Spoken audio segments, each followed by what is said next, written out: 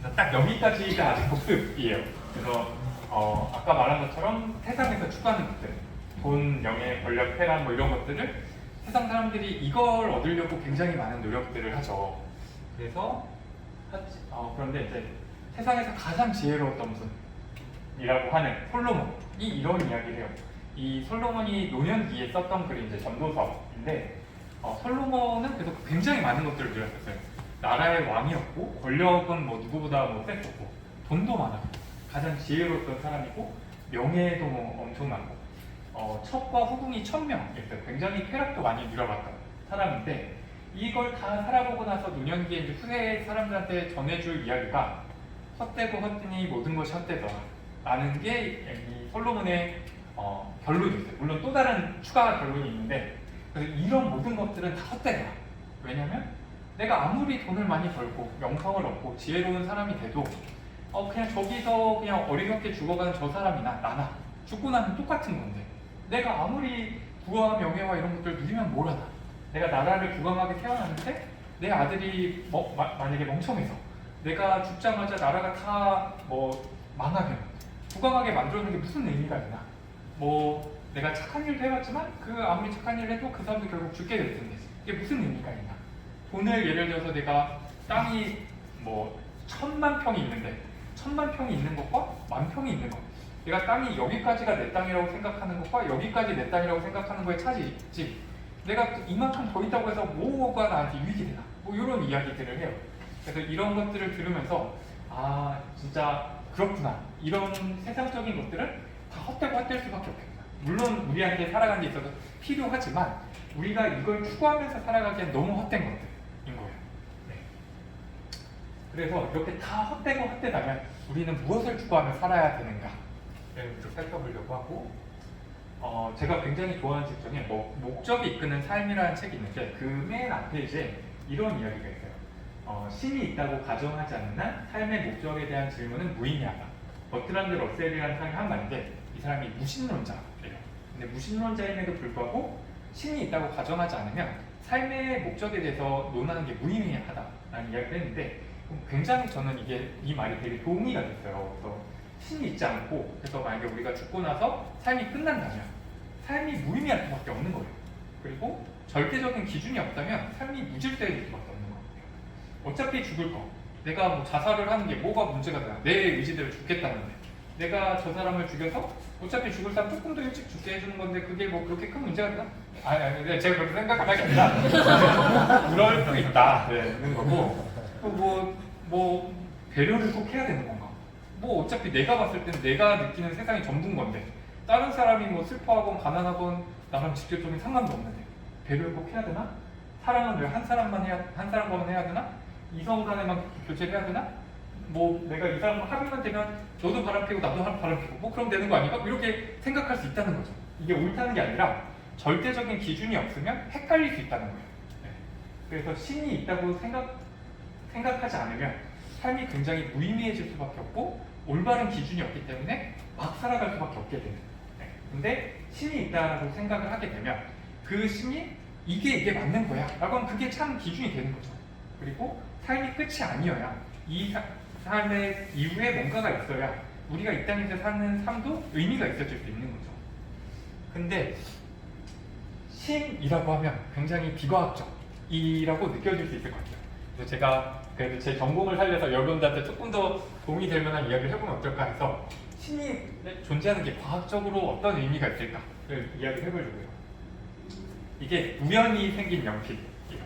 무슨 말이냐면 어느 날 이렇게 번개가 쳐가지고 흑연이 이렇게 동그랗게 이렇게 원기둥처럼 이제 계속 산을 내려오면서 얘가 깎여서 동그란 원기둥이 된 거예요. 근데 동일하게 나무도 번개를 맞아서 얘가 이렇게 잘렸는데 계속 산을 내려오면서 얘가 동글동글해져갖고 동그란 원기둥이 있어요. 근데 어느 날 운 좋게 그 흑연이 그 나무 속으로 딱 박힌 거예요. 그래갖고 생긴 연필. 말도 안 되죠. 네. 그 반응을 위해서 이 얘기를 한 건데 1000만 년이 지나면 이런 일이 생길까요? 우연히 하다 보면 어느 1000만 년 정도면 굉장히 많은 일이 일어나니까 생길 수도 있지 않을까 이런 생각이 드시나요? 이 연필이 생긴다는 게? 저 지우개 빼고라도 굉장히 어렵겠죠. 근데 사람은 어떠냐면 우리 뇌가 이렇게 생겼는데 이 안에 이 뉴런이라는 게 들어있어요. 이 신경세포라는 게 들어있는데 몇 개가 들어있는 1000억 개가 들어있어요. 1000억 개가 들어있는데 이 각각의 뉴런이 다른 신경세포를 영어로 뉴런이라고 하는데 각각의 뉴런이 다른 뉴런과 1000번 이상 연결이 돼 있어요. 그러니까 1000억 개가 1000번 이상 연결돼 있으니까 대충만 1000번 이상인데 대충만 계산을 해도 100조 개 이상이 연결이 되는 거예요. 우리 뇌 속에. 그리고 또 신경교세포라는 게 있는데 얘가 신경세포가 영양분을 공급받고 신호 전달받는 걸 도와주는 역할을 하는데 걔는 1조 개가 있어요. 그러니까 굉장히 복잡한 거죠. 그래서 이런 굉장히 많은 뉴런들이 저런 식으로 신호를 주고받으면서 우리가 생각하고 느끼고 이럴 수 있게 되는 건데 이 연결이 잘못되면 저 아까 말한 100조 개의 연결 중에 뭐가 일부가 좀 잘못되면 그러면 이제 우리가 문제가 생기게 돼요. 뭐 발작을 일으킨다거나 뭐 이런 문제들이 생기게 돼요. 뇌 관련 질병들이. 근데 이 뇌가 얼마나 복잡하고 이해하기가 힘드냐면 뭐 세계적인 수재들이 보인다는 하버드, MIT 뭐 이런 데 있는 또 이곳 말고도 수많은 곳에서 수많은 교수님들 이곳에 다니는 학생들, 연구원들이 모여서 수도 없이 계속 연구를 하고 있어요. 뇌에 대해서. 그래서 이게 뇌과학이 굉장히 중요하다고 생각해서 오바마 정부에서는 브레인 이니셔티브라고 해서 굉장히 많은 돈을 정부에서 지원을 하겠다라고 딱 지정을 했었고 사실 오바마 정부뿐만 아니라 미국, 유럽, 일본, 우리나라도 이걸 아예 법으로 한 30년 전부터 법으로 뇌 연구는 해야 된다라고 해서 법으로 지정을 하고 굉장히 많은 돈을 투자하고 있어요. 네, 그래서 이렇게 막 몇십억짜리 하는 저런 장비들을 가지고 뇌가 어떻게 동작하는지 저런 것들을 연구하고 있고 이해가고 있는데 예전보다 이제 기술이 굉장히 많이 발달해서 예전보다는 굉장히 많이 알게 됐지만 여전히 뇌는 여전히 너무 몰라요. 아는 것보다 모르는 게 훨씬 더 많고 아직 너무 이해를 못하고 있어요. 근데 그걸 이 암에 막아 내가 나도 아니고 내 후손들이 잘 먹고 잘 살려면 이렇게 살아야겠구나 라고 해서 이렇게 연결하는 그거를 DNA로 전달을 해줘야지 해갖고 그걸 만들었을까요? 굉장히 많은 확률 가운데 그걸 뭐 1000억 년이 지나가면 저 연필도 만들어지기가 힘들 텐데 무생물이 저거를 암에 막아 아까 말한 MIT 뭐 하버드 이런 분들이 계속 연구를 해도 못하는 그거를 암에 막아 네, 그걸 후세에 전달해준다는 건 사실 말도 안 되는 이야기인 거예요. 네. 근데 왜 만에 하나 진짜 말도 안 되는 확률로 이런 일이 있었다고 생각을 해볼게요. 진짜 말도 안 되지만 진짜 엄청난 확률로 우연히 만약에 생명체가 이렇게 탄생을 했다, 세상이 생겼다 라고 하면 세상은 이래야 돼요.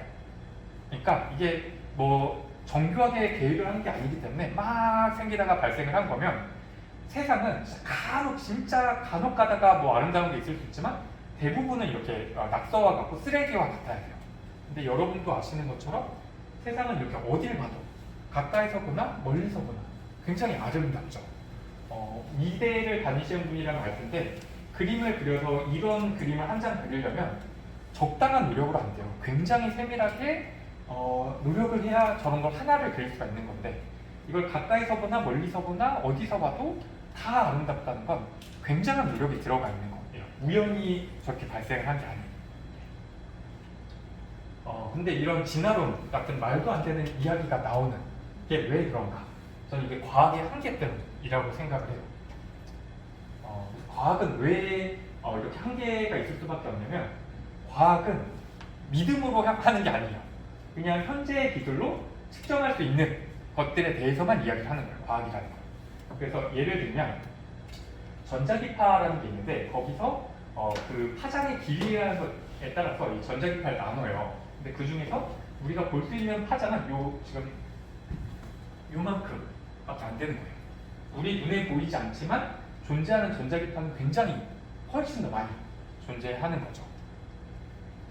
그리고 우리는 오감이 있잖아요. 뭐 소리도 듣고 앞도 보고 뭐 냄새도 맡고 이러는데 우리는 그걸로 모든 걸 다 느낄 수 있다고 쉽게 착각을 할 수 있지만 사실 만약에 하나님께서 코를 창조하지 않으셨다면 우리는 냄새라는 게 있는 걸 알 수 없는 거예요. 마찬가지로 귀를 창조하지 않으셨다면 소리라는 게 있는지 모르면서 살아갈 수 있는 거예요. 제가 만약에 로봇을 만드는데 거기에다가 뭐 카메라를 안 달아주면 이 로봇은 외부에 어떤 게 있는지 전혀 알 수가 없는 거예요. 마찬가지로 우리는 그냥 5가지 방법으로 세상을 느끼는 거지 5가지 방법으로 느껴지지 않는다고 해서 그게 세상에 존재하지 않는 게 아닌 거예요. 근데 과학은 그걸 현재의 기술로 측정할 수 있는 것에 대해서만 이야기를 하다 보니까 그런 한계가 있는 거죠. 그래서 만약에 한 1000년, 2000년 전에 만약에 통신을 해서 무선으로 선이 없이 통신을 할 수 있다라고 이야기했다면 그때는 이게 과학적이라고 이야기하지 않았을 거예요. 당연히 말도 안 된다. 사실 이 얘기를 꺼내지도 않을 거예요. 왜냐하면 저 존재 자체를 모르고 측정할 수 없으니까. 네. 그래서 과학이라는 건 완전한 객관적인 것, 신뢰할 만한 것가 아니라 과학은 사실 굉장히 불완전한 학문이에요. 그래서 제가 이거 세부적인 내용은 설명하지 않을게요. 근데 과학 이론도 계속 바뀌어요. 간단히 설명을 하면 저 뇌가 예전에는 하나로 다 연결이 돼 있다고 생각을 했는데 지금은 그렇지 않고 각각의 뉴런들이 서로 떨어져 있다는 걸 알고 있어요. 왜냐면 과학기술이 발달했기 때문에. 그래서 이 과학책도 계속 버전이 계속 바뀌면서 그전에는 이렇게 이야기하던 걸 다르게 설명하고 그전에 이런 이론이 있던데 틀렸다. 이런 게 맞는 겁니다. 이게 계속 업데이트가 돼요. 그래서 현재는 이게 맞다고 과학적으로 이야기하지만 수백 년, 수천 년이 지나면 그건 말도 안 되는 이야기가 될 수 있는 거고 과학자들과 간에도 의견이 서로 달라요. 동일한 실험을 하고 나서도 그걸 해석하는 게 달라요. 그리고 논문들도 우리가 가끔 뉴스에 이런 논문이 나왔습니다. 이런 게 밝혀졌습니다. 하지만 그 논문에 반대되는 논문들도 굉장히 많아요. 그렇기 때문에 이게 네이처지에 나왔습니다. 뉴스에 나오고 해도 그게 꼭 굉장히 사실인 것처럼 여기는 경우가 많지만 충분히 틀릴 수 있는 이야기인 거고 우리가 잘 아는 질량 보존의 법칙, 오메 법칙 이런 모든 법칙들도 미시세계의 그러니까 분자단으로 들어가면 적용이 안 돼요. 그런 우리가 잘 알고 있는 법칙들도 저기에 들어가면 적용이 안 되는데 예를 들면 우리가 지구의 나이를 추산할 때 방사성 동위원소의 감쇄기를 가지고 따지는데 그게 지금 기준에는 그렇게 감쇄하니까 그렇게 추정을 하는 거지만 사실 온도가 달라지면 그게 다르게 동작할 수도 있는 거예요. 과학이라는 건 절대 맹신할 만한 학문이 아니다. 그래서 과학 때문에 우리의 신앙이 흔들릴 필요 없다. 지금 아직 나오지 않은 이야기 때문에라도 어느 날 갑자기 신이 없는 게 과학적으로 증명됐습니다. 뉴스에 나와도 여러분들 흔들릴 필요 없는 것 같아요. 그리고 잠깐 좀 다른 이야기를 해보려고 하는데 제가 개미의 언어를 말할 수 있다라고 잠깐 생각을 해볼게요. 근데 제가 이 개미한테 CPU의 원리를 설명을 해주고 싶은 거예요.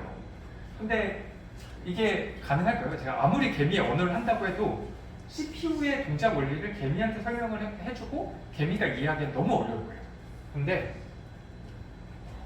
세상은, 우주는 저 CPU의 복잡한 정도는 비교도 할 수가 없는데 하나님과 우리와의 차이는 저와 개미와의 차이와는 말도 안 되는 차이인 거예요. 근데 하나님이 이 세상이 어떻게 창조가 됐고 나의 계획은 이런 거고 이런 거를 아무리 쉽게 설명을 해준다고 해도 우리가 그걸 다 이해할 수 없는 거예요. 그래서 우리가 이해할 수 없다고, 우리가 관측할 수 없다고 하나님이 존재하지 않거나 하나님의 그런 것들이 섭리가 말도 안 된다라고 생각하면 안 된다라는 이야기를 하고 싶었습니다. 네, 그래서 여기는 진짜 저의 그냥 개인적인 추측이라 이거는 그냥 쉽게 가볍게 여겨주셔도 좋을 것 같아요. 그래서 전 예전에 SNS 같은데 이런 그림이 돌아다녔었는데 아마도 이제 비크리스천이 기독교를 비판하기 위해서 그렸던 그림이 아닐까 싶어요. 그러면서 하나님이 태초에 만약에 말씀으로 세상을 창조하셨다면 굉장히 중요한 이런 법칙, 물리 법칙들이 입에서 나가면서 그러면 만든 거냐 이런 얘기를 그림으로 이렇게 그려놓은 게 있었는데 저 이게 꽤 타당할 수 있겠다는 생각이 들었어요. 하나님께서 태초에 천지를 창조하신 게 말씀을 만드셨다는 게 이렇게 동작해 라고 이렇게 자연법칙을 만들면 그거에 따라서 그 법칙에 따라서 지구가 생겨나고 이렇게 한 게 아닐까라는 생각도 들었고 근데 어쨌건 이렇게 하나님께서 천지를 이렇게 말씀을 만드셨을 때 그걸 빼고 나서 그냥 현상만 관측을 한다면 마치 이게 자연스럽게 스스로 생겨난 것처럼 여겨질 수도 있겠구나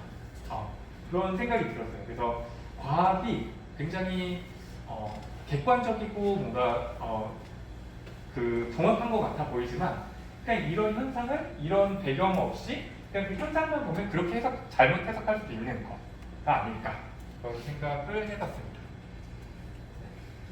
그러면 제가 이렇게 해서 진화론으로 세상이 만들어지고 사람이 창조가 된 거는 말도 안 된다라는 이야기를 했는데 그리고 저는 하나님께서 천지를 어떻게 창조하셨을까 잠깐 제 추측을 얘기를 해봤는데 추측 말고 하나님이 존재하는 걸 우리가 어떻게 그럼 알 수 있는가? 사실 이게 질문은 거창한데 답은 약간 좀 뻔하긴 해요. 여러분들이 잘 아는 것처럼 하나님을 경험하는 걸 통해서 살아계신 하나님을 알 수가 있습니다. 논리나 이론으로 알 수 있는 게 아니라 우리가 매일 기도하는 삶, 예배하는 삶, 말씀 읽는 삶을 통해서 우리가 하나님을 경험할 수 있는데 이게 그냥 형식적인 기도, 형식적인 예배, 형식적인 성경 읽기로는 안 돼요. 그냥 저 오늘 좋은 하루 보내게 해주셔서 감사합니다. 내일도 좋은 하루 보내게 해주세요. 시험 잘 보게 해주세요. 예수님 이름으로 기도했습니다. 아멘. 이런 기도 말고 아까 만약에 우리가 진짜 빚을 내서 한 20억 내서 워렌 버핏과 점심 식사를 한다. 얼마나 많은 준비를 해가겠어요. 가면 이런 거 물어보고 이 사람은 어떤 생각을 하는지 막 그런 것들을 그 한 시간 안에 뽑아내기 위해서 굉장히 많은 생각을 하고 가겠죠. 하나님과 대화를 하는 거예요. 세상을 창조하신 하나님과 대화를 하는데 형식적으로 그렇게 기도하고 아멘 이렇게 하는 게 아니라 근데 심지어 이 하나님은 자상하시고 우리를 사랑하시거든요. 내 얘기를 아무도 안 들어줄 때 내 이야기를 들어주실 수 있는 분인 거예요. 내가 오늘 뭐가 힘들었는지 나는 요즘 어떤 고민이 있는지 하나님은 요즘 무엇 때문에 마음이 아프신지 이런 것들을 진심으로 대화하고 예배를 드릴 때도 그냥 뭐 어쩔 수 없이 드리는 예배 아니라 진심으로 내가 하나님을 사랑하는 마음으로 그 마음을 표현을 하고 성경을 매일 읽기로 했으니까 목사님이 리더가 시켰으니까가 아니라 하나님이 이만큼 하고 싶은 말을 써놓으셨는데 그게 무슨 말일까? 그 북한에서는 성경책 구하기가 굉장히 힘들다고 하잖아요. 힘들겠죠. 북한에서 성경책을 전해주면 받자마자 운대요. 근데 그렇게 귀한 성경책이 우리한테 있는데 우리는 아직 한 번도 읽어보지 않은 사람들도 많을 거예요. 그럼 안 되겠죠. 하나님께서 무슨 말씀을 하고 싶으신지 우리가 어떻게 살아가야 인도하시는지 잘 읽어보면 좋을 것 같아요. 이렇게 하다 보면 하나님이 느껴질 거예요. 하나님이 진짜 살아계시는 거예요. 그래서 이거는 말로 전해줄 수 없는 것 같아요. 그래서 같이 이렇게 경험해 가면 좋을 것 같고 지금까지 했던 이야기 이걸 또 잠깐 정리를 해주고 잠깐 또 5분 쉬었다 가도록 하겠습니다. 그래서 세상적인 가치를 위해서 살지 않았으면 좋겠어요. 물론 필요하죠. 돈도 필요하고 직장도 필요하고 뭐 여자친구, 아내, 뭐 남자친구 다 필요하지만 그게 우리들의 목적이 되어서는 안 된다는 거예요. 그걸 추구하면서 살지 말아라. 그건 결국 다 썩어지고 사라질 헛된 것들 뿐이다 라는 거고 그리고 나서 과학 때문에 뭐 사람들이 말하는 뭐 객관적인 거라는 것 때문에 우리의 신앙이 흔들릴 필요 없다라는 거예요. 부정확한 진화론, 뭐 과학 이런 것 때문에 흔들릴 필요 없고 우리의 지능으로 하나님의 섭리를 다 이해할 수 없는 거예요. 왜 착하게 산 사람이, 신앙 좋은 사람이 저런 일을 당해요? 우리가 다 이해할 수 없죠. 하나님이 그걸 다 설명해 주실 수도 없고 다 이해할 수 없는 거예요. 근데 하나님은 선하신 분, 이거 우리를 사랑하시는 분, 다 뜻이 있는 거예요. 나중에 천국 가서 물어보면 그때는 좀 지능을 더 키워주셔서 이해시켜 주지 않을까 싶네요.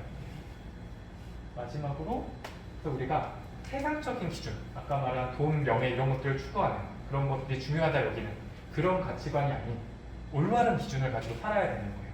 하나님의 기준을 가지고, 하나님의 관점을 가지고 하나님은 지금 이런 세상을 어떻게 바라보고 계시는가 이런 것들을 이런 올바른 기독교적 가치관을 가지고 세상을 바라봐야 된다.